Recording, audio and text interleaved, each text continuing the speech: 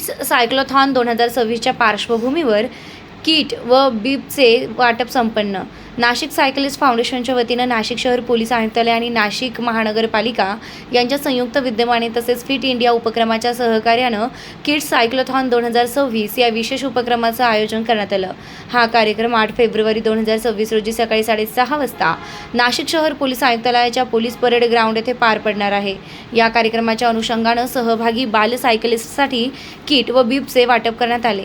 हे वाटप पोलीस उपायुक्त किरीथिका सीएम तसेच सहाय्यक पोलीस आयुक्त संदीप मिटके यांच्या शुभ हस्ते पार पडले. यावेळी नाशिक शहर पोलीस आयुक्तालय पोलीस शस्त्र प्रदर्शनाचे हे आयोजन करण्यात आले होते, ज्याला बालकांसह पालकांनी मोठ्या उत्साहात भेट दिली.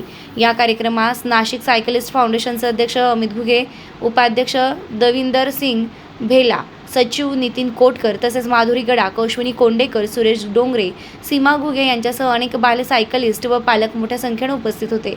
किड्स सायक्लोथॉन 2026 हा उपक्रम लहान मुलांमध्ये सायकलिंगबाबत जागरूकता निर्माण करण्यासोबतच आरोग्यदायी जीवनशैली, फिटनेस आणि शिस्तीचं महत्त्व अधोरेखित करणारा ठरणार आहे.